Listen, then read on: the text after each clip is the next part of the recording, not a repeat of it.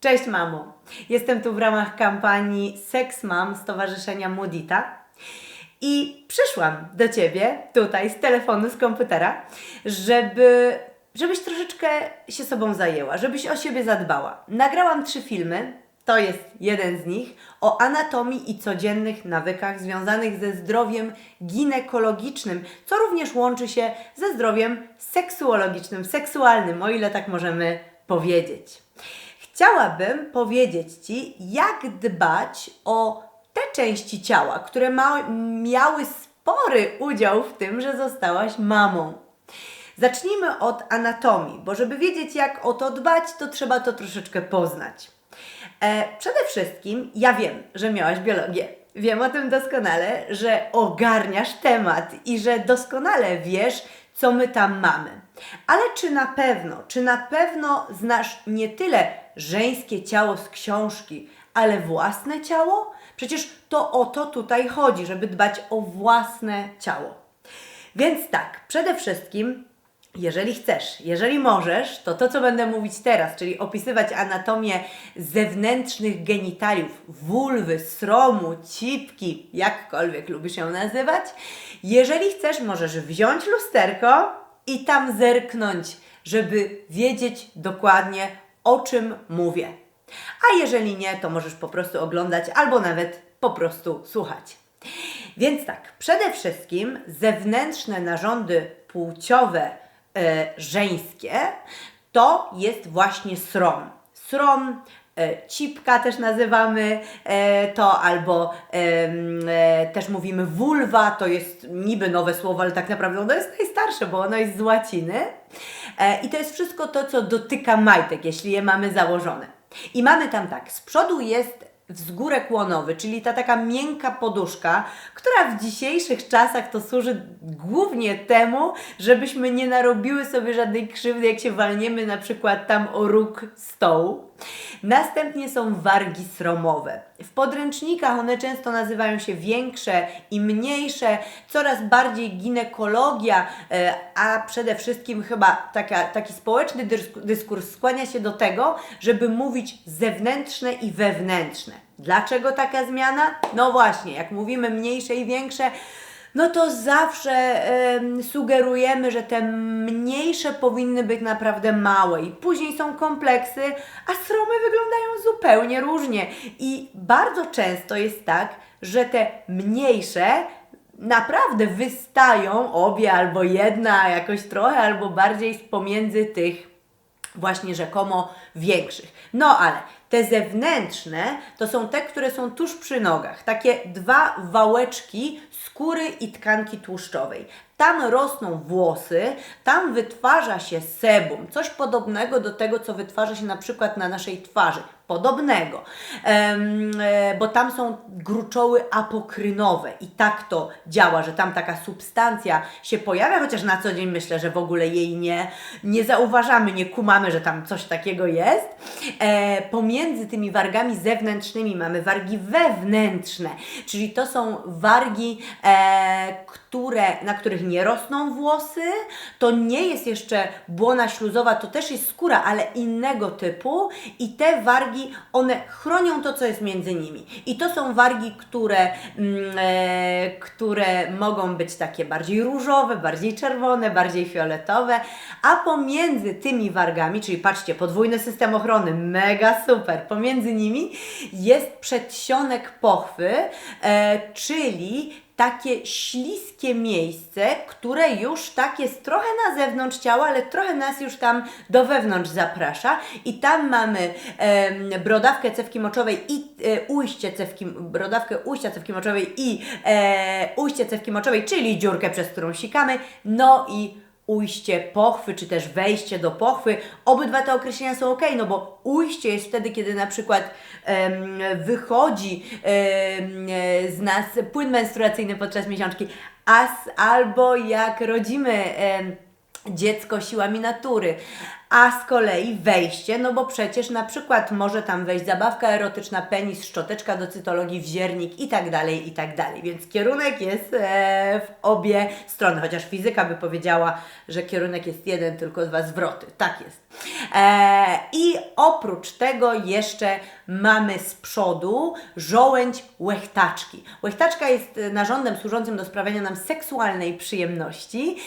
Jest to narząd zaskakująco, dla tego co uważaliśmy przez wiele lat, zaskakująco duży. I tak naprawdę żołądź to tylko taka mała główeczka tego narządu, który idzie, także okala cewkę moczową i tak naprawdę pochwę, prawie całą tam wewnątrz, ale nie całą, bo z tyłu nie ma, a z przodu wystaje tylko kawałeczek.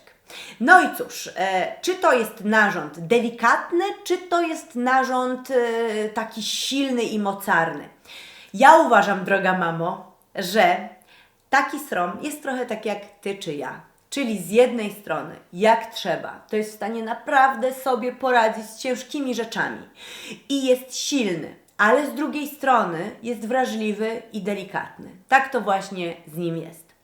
Więc pogadajmy o tym, jak działać z nim, żeby wszystko było w porządku. Ale zanim zaczniemy, no to właśnie, ja tutaj w tym filmie chcę w sumie mówić tylko o narządach zewnętrznych, ale nie pójdziemy dalej bez powiedzenia kilku słów o pochwie. No właśnie, no bo ta pochwa, ona prowadzi do szyjki macicy, czyli części całej macicy, później są jajowody i mamy jeszcze jajniki. Natomiast pochwa to jest narząd wewnętrzny, ale taki, do którego mamy taki dostęp z zewnątrz, prawda? Możemy tam włożyć palec, może tam wejść podczas seksu z penetracją na przykład penis, czy jakiś gadżet erotyczny.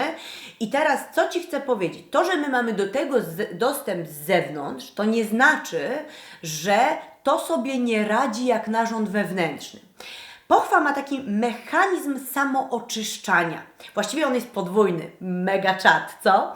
I teraz tak, pierwsza sprawa polega na tym, że tam mieszkają bakterie kwasu mlekowego, ale my jesteśmy przyzwyczajeni od dziecka, że bakterie to jest coś złego. Się mówi, podnoś tą kanapkę z podłogi, bo tam są bakterie, nie dotykaj ust po dotykaniu pieniędzy, bo bakterie. Natomiast bakterie mogą być też bardzo dobre. No i właśnie te, które mieszkają w naszej pochwie, bo bakterie mieszkają wszędzie w naszym ciele, są bardzo dobre.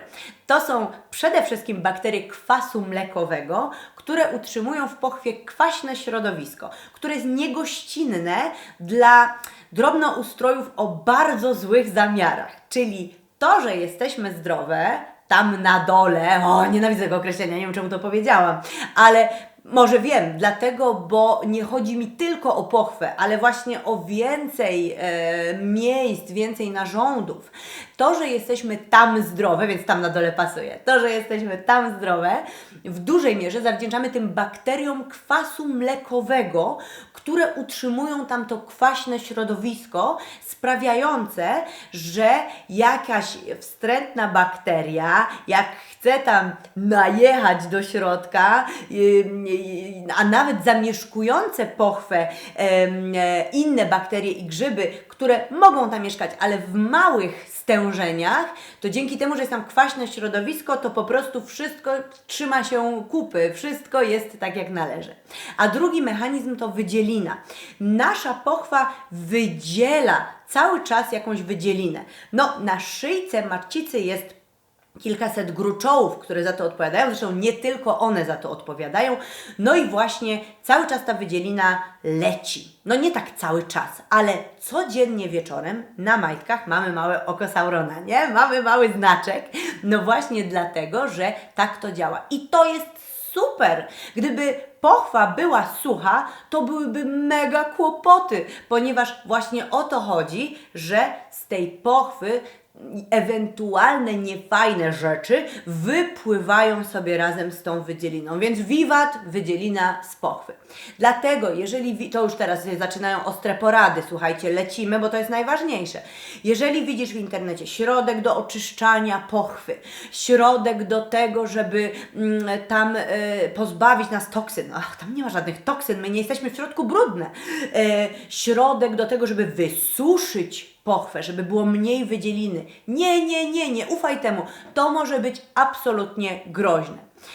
Czy możemy nosić na co dzień wkładki? Wkładki są super na koniec miesiączki, ekstra, jak mamy drobne plamienie, ale wkładki na co dzień to jest absolutnie zły pomysł, ponieważ wkładka zatyka nam, tak jak pamiętacie, jak maseczki się podczas pandemii nosiło, no nie było to wygodne. To podobnie działają wkładki, jeśli chodzi o nasz srom i tym samym pochwę.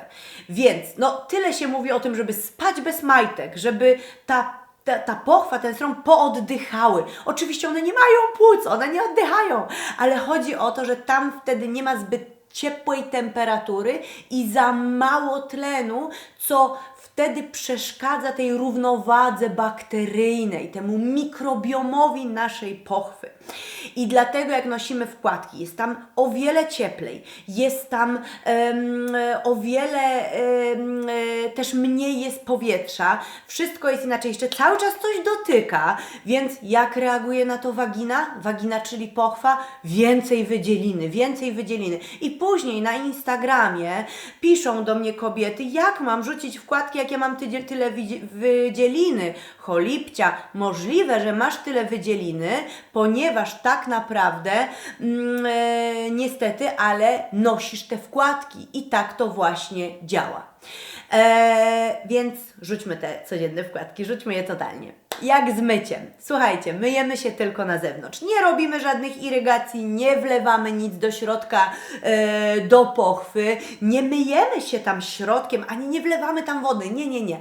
Myjemy się tylko na zewnątrz. Wargi sromowe, zewnętrzne, przestrzeń między wargami sromowymi zewnętrznymi a wargami sromowymi wewnętrznymi, przedsionka pochwy, tam już nie myjemy. Naprawdę to, co chcemy umyć, jest na zewnątrz. No, myjemy jeszcze tam przy żołędzi łechtaczki, czyli tam, gdzie jest ten napletek łechtaczki, bo tam się zbiera mastka. Tam myjemy.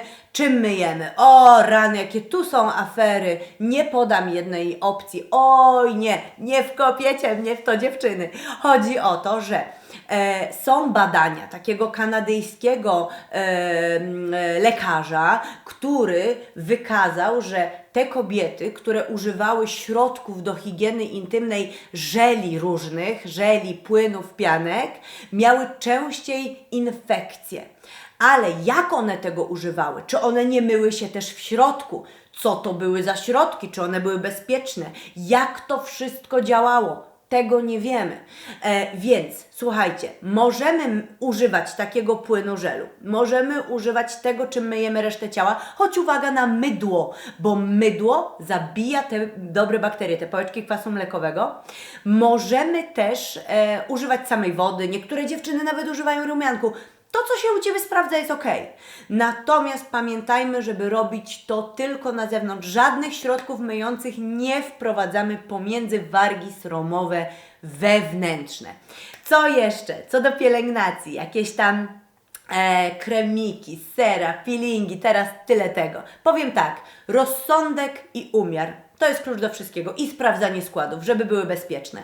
Jeśli uważasz, że to jest niepotrzebne wydziwianie takie środki, nie używaj. Jeśli uważasz, że chcesz, że to jest dla Ciebie atrakcyjne, fajne, dobrze się z tym czujesz, to używaj, ale z umiarem i też nie pozwól na to, żeby taką całą mokrą z jakiegoś żelu, kremu, olejku, taki srom od razu ładować w spodnie. Naprawdę drobne ilości, patrzeć jak zachowuje się ciało i nie bać się tego, że nie używasz tego. To jest jak najbardziej ok. No i co dalej? Starajmy się spać bez majtek. Nie kiśmy naszej pupki w jakichś takich leginsach ze sztucznej skóry. Ja uwielbiam takie leginsy, ale nie nośmy tego zbyt często. Majtki nasze niech też będą bawełniane, nie jakieś bardzo obcisłe. Olejmy stringi i wszystkie te różne brazyliany. Ja wiem, że one są ładne. Raz na czas można. Ja nikomu nie zabronię. Ale starajmy się, żeby to nie był nasz codzienny nawyk. Nie musicie się niczym na co dzień suplementować, jeśli nie macie niedoborów. Profilaktycznie po na przykład basenie czy czymś takim można użyć jakiegoś probiotyka dopochwowego, natomiast nie ma potrzeby suplementowania się na siłę czymś na koniec. A co z seksem? Czy są jakieś zasady higieny, jeśli chodzi o seks? Tak, jest ich całkiem sporo. Na moim Instagramie jest o tym cała dość duża rolka, ale powiem mi tutaj. Po seksie zrób siku. Tak, wtedy przepłuczesz cewkę moczową z bakterii, które mogły się znaleźć u jej ujścia. Myj ręce przed seksem. Naprawdę, serio, to jest całkiem dobry pomysł. Używaj lubrykantów, ponieważ jeżeli jest tam sucho, to nie chodzi tylko o przyjemność. Chodzi o to, że wtedy może dojść do mikrourazów i w tych miejscach, te miejsca są bardziej narażone na to, żeby mieć mniejszą odporność w tym, co możesz złapać. I najlepiej, jeżeli masz możliwość po seksie, umyj się. Umyj się takimi zasadami, jak tam powiedziałam.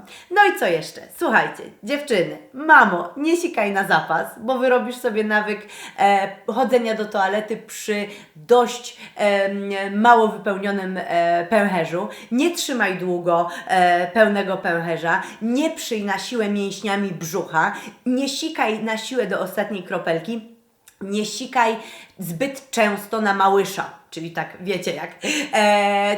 Najlepiej tego w ogóle nie robić. Natomiast czasami gdzieś tam w podróży może się zdarzyć, ale nie może to być sposób na codzienne sikanie. No i jeśli chodzi o kupę, to też nie przemy na siłę i wycieramy się po kupie tylko i wyłącznie w stronę pleców, czyli żeby tymi bakteriami kałowymi nie wjechać sobie do sromu.